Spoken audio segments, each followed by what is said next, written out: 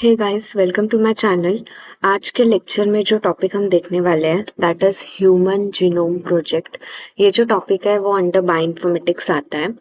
So one by one हम देखते हैं कि क्या है human genome project. So first of all, Human Genome Project, it is an international research project. अब ये जो Human Genome Project है इसको इंटरनेशनल रिसर्च प्रोजेक्ट बोला गया है। अब क्यों बोला गया इंटरनेशनल? क्योंकि ऑफ कोर्स इसमें अलग अलग कंट्रीज क्या है इन्वॉल्व है, इसलिए इसको इंटरनेशनल रिसर्च प्रोजेक्ट बोला गया है। With the primary goal of sequencing the entire genome. अब ह्यूमन का जो जीनोम है, जो जीन्स है, उसको पूरा क्या करना है, सीक्वेंस करना है। इस गोल के साथ इन्होंने ये प्रोजेक्ट क्या किया था, शुरू किया था। Okay, so it identifies all genes contained within the genome and provide research tool to analyze all of this genetic information. So जो भी जीन आपके जीनोम में प्रेजेंट है उन सबको ये क्या करेगा, आइडेंटिफाई करेगा। End of course with the help of bioinformatics ऐसे टूल्स क्या होंगे, प्रोवाइड किए जाएंगे जिसके थ्रू आप हम क्या कर सकते हैं, इस जीन्स को या जो भी सीक्वेंसेस हैं इनको हम एनालाइज कर सकते हैं।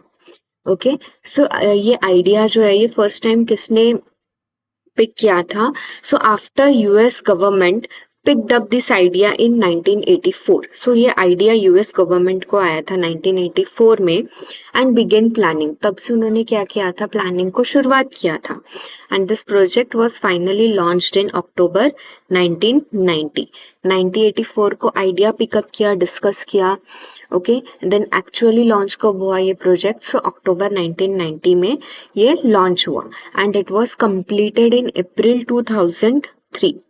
1990 में शुरू हुआ और अप्रैल 2003 में खत्म हुआ। So it was a 13 year long project. Okay, so remember ये ऑफ कोर्स एमसीक्यू में पूछा जाता है कि कब एचजीपी या ह्यूमन जीनोम प्रोजेक्ट लॉन्च हुआ था और कब कंप्लीट हुआ था और कितने ईयर लॉन्ग का ये प्रोजेक्ट था। ओके, सो ये नोट डाउन कर लो। Next, so as we read a line earlier कि जो ह्यूमन जीनोम प्रोजेक्ट है इसको इंटरनेशनल प्रोजेक्ट बोला गया, right? So total 6 countries were participated in the international HGP between 1990 and 2003।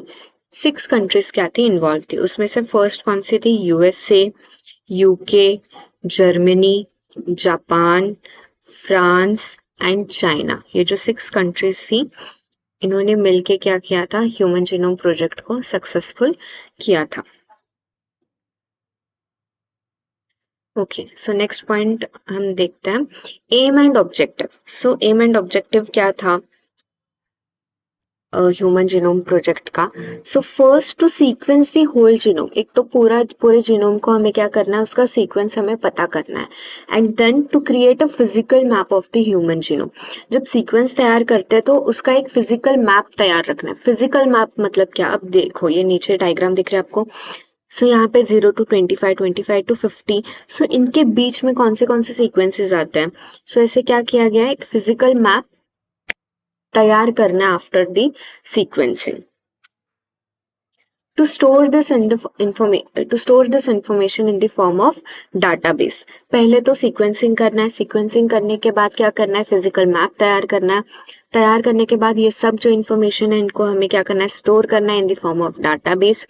फिर ऐसे टूल्स डेवलप करने हैं to improve the tools for data analysis. तो ऐसे टूल्स डेवलप करने हैं जिसके यूज से हम ये जो डाटा है, जो स्टोर है, वो हम क्या कर सकते हैं, एनालाइज कर सकते हैं।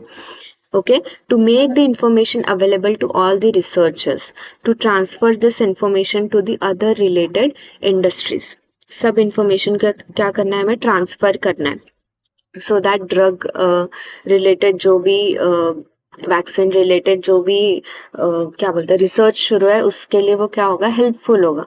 And to solve any legal, ethical and social issues regarding this project. अब ह्यूमन जीनोम प्रोजेक्ट कर रहे हैं तो ऑफ कोर्स बहुत सारे इश्यूज भी रेज होंगे। सो इन सब इश्यूज को रिजॉल्व करना भी उनका क्या था, एक एम था। Okay, so next, which are the techniques that are used in the human genome project? So initially जो टेक्निक यूज की गई थी that was Sanger sequencing to determine the sequencing of relatively small fragments of human DNA जो कि 900 base pair या उससे भी कम के स्मॉल फ्रैगमेंट्स का सीक्वेंसिंग करता था. सो पहला जो टेक्निक यूज किया गया वो था Sanger sequencing. So these fragments were then used to piece together. मतलब क्या किया, पहले स्मॉल फ्रैगमेंट्स किए, उसका सीक्वेंसिंग किया, और फिर ये सब जो फ्रैगमेंट्स थे उनको फिर से एक साथ लाया गया. वो जो सीक्वेंसिंग किया गया था उसको फिर से क्या किया, एक साथ लाया गया together larger DNA fragments and eventually entire chromosome. छोटे छोटे पीस सीक्वेंसिंग किया, उन सबको एक साथ लाया गया, लार्जर डीएनए बना, एंड देन इवेंचुअली क्या बना, वो entire chromosome. The advancement of next generation sequencing technologies has accelerated genomic research. उसके बाद में next generation sequencing ये सब टेक्निक आने शुरू हुए. So advances in genetic engineering have made it possible to isolate and clone DNA fragment and determine their nucleotide sequence. ये जो सब टेक्निक्स हम पढ़ते हैं आइसोलेशन के, पीसीआर के थ्रू एम्प्लीफिकेशन करना या सेम कॉपीज को तैयार करना या उनके न्यूक्लियोटाइड उनका सीक्वेंसिंग करना, ये सब क्यों पॉसिबल हुआ है? So it is due to the advances in genetic engineering की टेक्नोलॉजीज जो डेवलप हो रही हैं, उसकी वजह से ये सब हो पाए हैं. ओके, सो स्टेप्स क्या थे? Steps of human genome project. So first, DNA sample is isolated and collected. So sample को आइसोलेट किया, कलेक्ट किया, उसकी मल्टीपल कॉपीज को तैयार किया गया through PCR technique, through polymerase chain reaction. So अब पीसीआर करने के बाद वो जो कॉपीज थी उनको ब्रोक किया गया या उनको तोड़ा गया इनटू दी स्मॉल पीसेस. उनको क्या किया गया, उनको ब्रोकन किया गया रिस्ट्रिक्शन एंजाइम्स का यूज करके. Then sequenced with the help of various sequencing technique. फिर क्या गया, उनका सीक्वेंसिंग किया गया. वो जो छोटे छोटे पीसेस थे डीएनए के, उनका सीक्वेंसिंग किया गया. Sequences are arranged in the correct order. फिर वो जो सीक्वेंसेस थे छोटे छोटे उनको अरेंज किया गया, एंड देन स्मॉल फ्रैगमेंट से लार्जर फ्रैगमेंट बना, और लार्जर फ्रैगमेंट से complete genome was assembled. Okay, so these were the steps of Human Genome Project. Then the salient features. अब ये प्रोजेक्ट होने के बाद कुछ कुछ like what to say, कुछ कुछ कैरेक्टरिस्टिक सामने आए थे जीन्स के. So the Human Genome Project, it is made up of that is 3164.7 billion nucleotide का जो है वो कंप्लीट डीएनए बना हुआ है. The average gene is 3000 base pair long. Average जो जीन का जो साइज होगा that is 3000 base pair long. Then X chromosome के ऊपर एक लार्जेस्ट जीन है, वो कौन सा है? सो डशेन मस्क्यूलर डिस्ट्रॉफी. ये क्या है? लार्जेस्ट जीन है एक्स क्रोमोसोम के ऊपर. It has 2.4 million base pair. Okay, so more than half of the discovered genes function are unknown. ये जितने भी जीन्स फाइंड आउट हुए थे उसमें से मोर देन हाफ जो जीन है उसका फंक्शन क्या है? अननोन है. Repetitive sequences are nucleotide sequences that are repeated 100 और 1000 ऑफ टाइम. अब रिपीटेटिव सीक्वेंस किसको बोला गया? फॉर एग्जाम्पल एक सीक्वेंस है AGTC. अब ये जो सीक्वेंस है, अगर ये आपके डीएनए में 1000 टाइम्स क्या कर रहा है? रिपीट कर रहा है. सो उसको हम क्या बोलेंगे? Repetitive sequences. ओके, और हर सीक्वेंस का रिपीटेटिव का जो नंबर होगा वो क्या हो सकता है? अलग हो सकता है. Okay, they do not directly code but provide information about the chromosome structure, dynamics and evolution. In humans, there are approximately 1.4 million locations where single base DNA differences occur. कितने ऐसे लोकेशन है? 1.4 मिलियन लोकेशन है जहां पे क्या हुआ है? सिर्फ एक सिंगल न्यूक्लियोटाइड में क्या है? डिफरेंस है. बाकी का जो सभी जो सीक्वेंसेस है वो क्या है? सिमिलर है. फॉर एग्जाम्पल मैंने यहाँ पे क्या बोला था? AGTC. बहुत सी जगह ऐसी होंगी जहाँ पे AGTC प्रेजेंट है, बट कुछ जगह क्या होंगी? AGTG प्रेजेंट होगा. ओके, सो क्या हुआ? वो सिंगल डिफरेंस हुआ ना, सिंगल न्यूक्लियोटाइड में डिफरेंस हुआ. सो ऐसे 1.4 मिलियन लोकेशन है वहां जहां पे क्या हो सकता है? Single base DNA differences occur.